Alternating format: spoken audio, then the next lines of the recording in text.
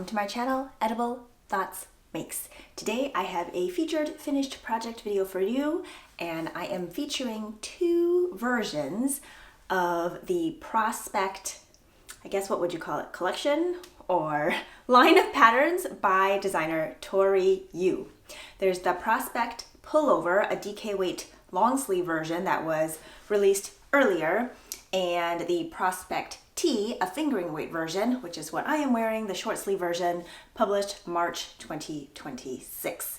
So how I do these featured finished project videos is that I go through a pattern specification rundown type of situation where I tell you about needle sizes and gauge and the construction of the garment, and then I go through the process of my version of the garment, and at the end sometimes there's time to share with you how I plan on wearing the garment, because usually I record the videos shortly after I finish making the garment, and so the outfits that I am pairing it with are my first time looking at it as I am trying them on camera with you. If you are new here, I always include closed captioning on my videos. You can click on that CC button. If I speak faster or slower than your preferences, YouTube allows you to adjust the speed.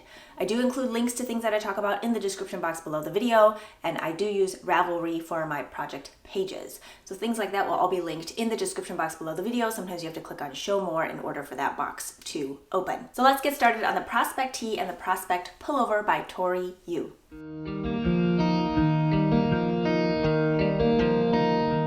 So we're going to get started with the pattern specifications. I was trying to think about how to best organize this in a way that makes sense, since I'm featuring two different garments that are essentially the same kind of patterning and construction. So the pattern specifications, aside from needle sizes, yarn weights, things like that, the pattern itself is actually very similar. Of course, the stitch counts are different because the gauge is different, and one has long sleeves and one doesn't. And so they are different patterns. So you are paying for two different patterns. However, the construction is the same. So I suppose if you liked the construction and had bought one of them, then you may like the other version as well. But they are two separate paid for patterns. We're going to start with the Prospect Tee because that's the one I'm currently wearing, and it is the one being released March 2026. Previously, the Prospect Pullover was released September of 2025. I will include images on the screen for additional visual aid and photos of the designer's version of their pattern, and so you will see that on the screen. The Prospect Tee comes in 9 sizes, ranging from finished circumference of 34 inches to 66 inches. Recommended ease is 4 to 6 inches of positive ease. The yarn recommended is a fingering weight yarn, and the yardages are provided prior to purchasing the pattern for each of the sizes. Gauge of the pattern is 24 stitches by 38 rounds in 4 inches in the textured striped pattern, and that's worked in the round and after blocking. Needles recommended are a US 4, which is a 3.5 millimeter for the main fabric, and the ribbing needles recommended are a US 2 or 2.75 millimeter needle, and you would also need waste yarn or like barber cord for holding your live stitches, and then coming back to them later, you'll need stitch markers, tapestry needle, measuring tape, and scissors. Now we'll switch over to the Prospect Pullover numbers, and I'll have a picture of that on the screen. Again, that was published in September 2025. That yarn weight is a DK weight, and the gauge is 20 stitches by 32 rows in 4 inches of the textured stripe pattern. Recommended needles are a US 6, which is a 4 millimeter for the main fabric, and a US 4, which is a 3.5 millimeter needle for the ribbing. Finished bust circumference for that one is 40 inches to 72 inches, and the recommended amount of ease is 6 to 10 inches of positive ease. So the recommended ease is different between the two different garments, and the range of finished circumference is also different between the two different garments. Both of them are knit in a top-down construction where you start with the back and you have some neck shaping as well as, I believe, some underarm shaping. And then you will pick up to knit the front on both sides before you join for that center of the neckline, and then you knit the front section also with some shaping, and then you join the front and the back, and then you knit the rest of the body. It's a boxier fit. I don't believe there's any waist shaping involved, and then there's pretty minimal ribbing. So for the T version, there aren't any sleeves, so you basically pick up and knit the sleeve cuffs, And then for the pullover version, you pick up and knit the textured pattern with tapered sleeve that isn't super tapered, so there's still quite a bit of positive ease in the sleeve, but of course you can adjust that to your liking. Something that is really cool about the pickup for this one on the back section is that it's pretty much invisible the way Tori has it written. You can't see where that line is, and I will turn around to hopefully be able to show you a little bit better, but because it's nearly invisible, you may not actually even be able to see where the pickup was, aside from how the textured striping is in different directions. So I think that's everything about the pattern specifications for both of the patterns. Now I'm going to go into my versions of the patterns.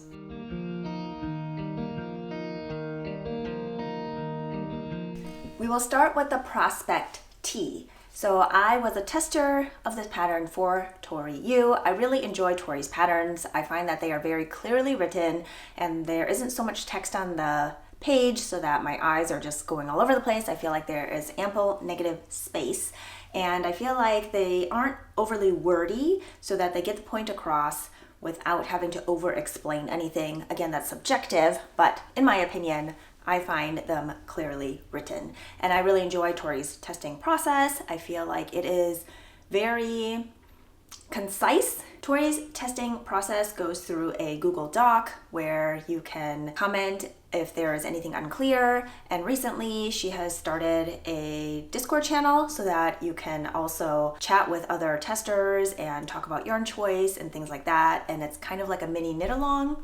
And that is something newer to her testing process, and that can be fun, and you can participate or not participate, whatever works for you. For the Prospect Tee, I chose the second size, which finishes at 38 inches. That is about 6 inches of positive ease for me, so it's on the upper end of the recommended range. I did get gauge with the recommended needle sizes. Again, that's a US 2, 2.75 millimeter for the ribbing, and a US 4 3.5 millimeter needle for the rest of the fabric. The yarn that I use is Pearl Soho's Santalina base, and that comes at 328 yards for 100 grams. It's 70% organically grown cotton, 20% rayon from bamboo, and 10% hemp. The colorway I used is called Pink Violet, and I purchased it during a spring cleaning discontinued colorway sale in July of 2025, and I purchased 3 hanks of it for $34.92 USD. The amount that I used at the end was 240 grams, or about 785 yards.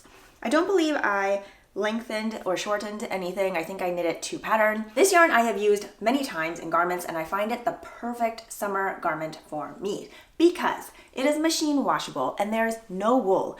I don't really like wearing wool once it's above like 70 or 75 degrees Fahrenheit. I find that everything gets prickly. And so I really enjoy a plant fiber yarn that can be thrown in the machine. Also because summer comes with sweat and sand and sunscreen and bug spray and all those things. And I feel like being able to throw that in the washing machine just works out a lot better for getting all of that stuff out. Prior to washing it, I find the fabric to be a little bit looser. So it might seem that I am off gauge prior to washing the garment. However, when I'm done, I know I'm going to throw it in the washing machine and put it in the dryer on ultra low or even just air dry, and that'll just cinch it all back up, and then I end up with gauge. And knowing that it's going to be going into the washing machine multiple times, I don't want my garment to end up a ton smaller than what I started with. So I would rather it start out slightly, maybe a little bit bigger anyway, and then just potentially shrink or adjust into its size that it's supposed to be over time. I guess it's more of a heads up. If you do knit with this yarn, just know that while you're knitting with it, that gauge may not be the same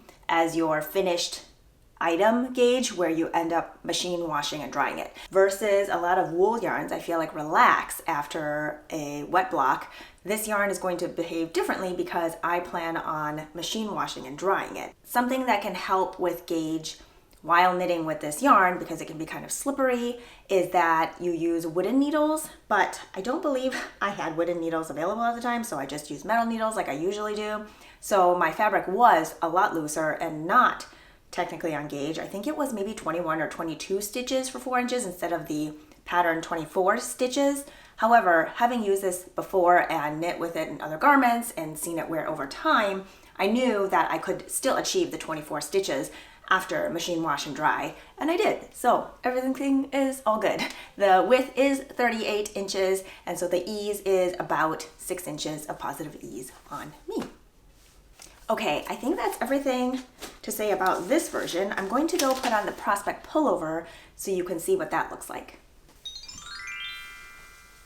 All right, so this is my Prospect Pullover. It might look a little bit different from the pattern because there are no sleeves. So I initially intended on knitting this with sleeves. However, with spring coming around eventually, I decided I was going to get more use out of it as a slip-over situation. Now, if I want to knit sleeves later, I can always take out the ribbed cuffs and reattach yarn to knit sleeves. However, for the season, and I think just in general, the versatility of the garment, I think it's just gonna work really well for me as a neutral slip over. So everything is the same to pattern except for the sleeves. So this one is also knit, I think, to pattern length. It is full length on me. This one has a chunkier ribbing compared to the tee, but the patterning in the repeat is the same. I used Pearl Soho Knitting Yarn DK, which is a 100% non-superwash merino wool for this garment, and that yarn was provided to me as yarn support from Pearl Soho. This is the colorway Birch Bark, and it's a beautiful heathered gray. I feel like it kind of sits as maybe a light medium gray. And there is some subtle heathering to it. I wanted a yarn that was very round so that the texture would show through really well. I also wanted something that was light and airy because I just didn't want it to sit super structured or heavy. And I felt like this yarn worked really well. The heathering provides just a little bit of visual interest. However, it doesn't compete with the texture in the pattern. I'm going to show you the shoulder on this one as well. I feel like the pickup is so tidy and I love how invisible it is. The only reason that it is even visible on where it's at is because of the striping going in different directions. The one thing I did different about the pickup here is instead of picking up for the size that I decided to knit, which was the first size. So the first size finishes at 40 inches. And that is about 8 inches of positive ease for me. This worked out really well for me and I love how it fits. I have tried it on over thin long sleeve shirts and a button-up shirt. Hopefully I'll have pictures of it here on the screen for you because I did add those to my Ravelry project page. I think it's a great neutral for traveling because we tend to like to pack light when we travel as a family. I find that some of the neutral pieces that can go with everything work really well, and especially for layering. Sometimes when we travel, we span like 40-degree difference in temperature range, and the extra layers are really useful for putting on and peeling off. And a neutral piece just makes it so much easier to mix and match with whatever it is that I have packed. So this is more recently finished, as is the tee, so I haven't actually been able to play too much around with what I want to pair them with yet. I think I might have a few minutes to try that out, so we'll see what happens.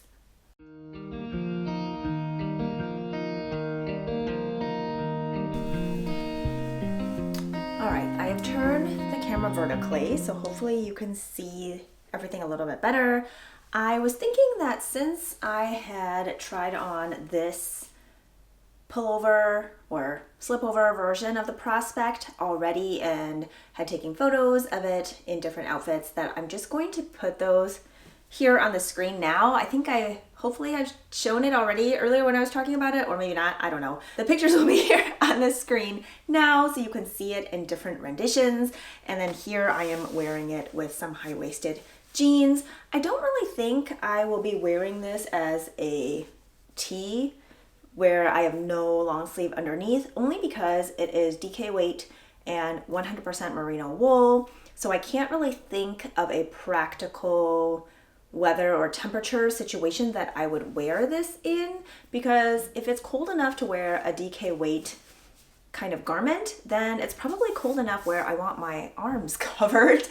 And if it's hot enough to wear something with no sleeves, then I probably don't want to be wearing a DK weight wool garment. I plan on wearing this more for like 3 seasons out of the year where I would be layering it, and I don't want the arms super bunchy, so I'll just wear like a thin long sleeve or a button up or flannel or something like that. But I don't think I plan on wearing this by itself. I like how it looks, but for practical purposes and just temperature and like body temperature, I'm just not sure this would be super practical for me to wear as is. But again, I knit it to be a slip over, which is a layering piece, and for that reason, I do love it.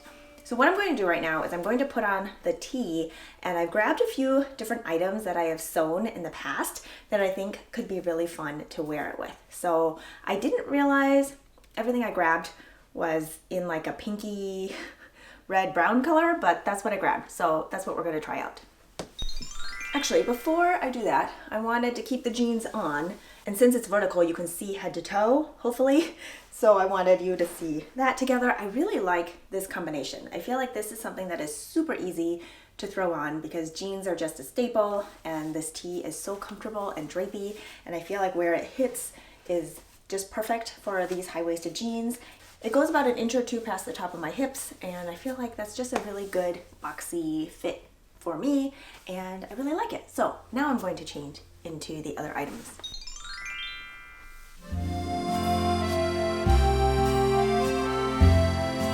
All right, first up, I have this cotton linen skirt that I sewed. It's self-drafted. It has inseam pockets, and the fabric is a herringbone, and it's linen cotton. And I believe I purchased this online from Hearts Fabric, which is an independent fabric store. I cannot remember in what state, but I will link to it in the description box below this video. I think I had purchased it on some clearance sale, and I'm very happy with it. I don't think I've sewn with anything like it before. It was easy to sew with. It's not super crispy, but it washes up very soft, and it is really nice to wear. I don't find it see-through. I did do a drawstring and an elastic waistband for this. I find that to be a nice combination of fit because it won't fall off if there's something heavy in my pockets, but it also doesn't feel super restricting, and I like the combination. So I've made a few skirts that way, and I really like it. So I'm thinking this combination here is kind of fun. I don't know if I would have thought to put a red and white skirt that reads pink from farther away with this pink violet. I think it's a fun combination though. So I'm gonna put on the next skirt to show you. This is also a self-drafted skirt. This is all linen except for the plaid. The plaid is cotton and Fabulism, and I don't remember what I don't think it's called colorway. Is it in fabric? I can't think of the word for it right now. This one I specifically didn't add pockets because I wanted to be able to wear it in any direction or rotation, and that is also because it is all pieced together. So I don't know if it's necessarily patchwork, but they are larger rectangular pieces that are all patched together from previous projects. I believe this brown linen, I had maybe one total yard for it. That was a 54-inch wide fabric, and I knew I wasn't going to have enough to do the tiers, so I added fabric from other projects that I had and cut out the biggest squares possible, or the biggest rectangles possible, to make the gathers in this skirt. I like this combination as well. It's a fun color story, and I feel like it goes well together. You've got the texture on the top, the plaid on the bottom, that breaks up the solidness of the skirt. I'm going to try on one more thing, and maybe one more thing after that. I have an idea.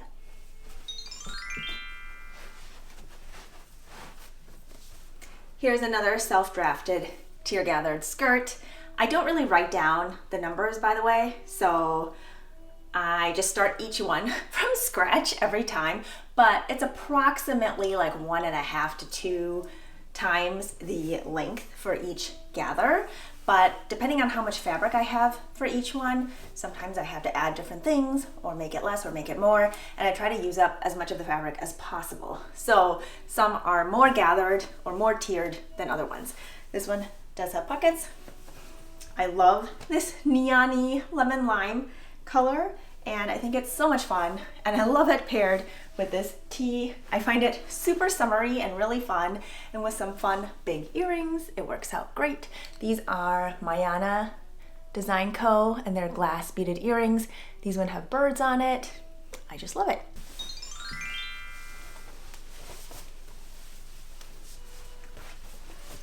All right, here I have the Orchard dress. It is a free pattern from Helen's Closet. It's like a strappy dress. Of course, you can make the straps wider if you want to, and it's an A-line with inseam pockets that are optional in the pattern. This is that Fabulism plaid fabric that I used the remaining of in that other skirt. I don't know why I'm pointing over there, as if you can see where I tossed everything. But I really like this combination too. I feel like in the summers, sometimes it gets really hot, so I want to take this tee off, but if it gets cooler, or maybe I want some sun protection on my shoulders, I can throw this tee on, and I feel like this combination goes really well. The tee length hits just right above the pockets, which is where I like things to hit if I'm going to layer like that, so I can access the pockets easily. But yeah, I feel like this is a win. So all in all, love the Prospect tee, love the Prospect pullover, even if I didn't knit the sleeves. And I think if you are looking for a textured pattern that has a boxy fit, and of course you can adjust the length of the body as you want, I feel like this could be something that you might want to try. So there's the fingering weight version, which is the tee, and then there's the DK weight version, which is the pullover, that if you omit the sleeves, you can make it into a slipover. So I hope that this video inspires you to make one of these patterns if it is something that you are looking for. If you have any specific questions about the pattern, I always direct people to the designer for pattern support, but I do hope that you gained some inspiration from this video on maybe pairing colors or thinking about yarn choice and the pattern pairing and things like that. So with that, cheers to being creative, and I will talk to you next time. Bye.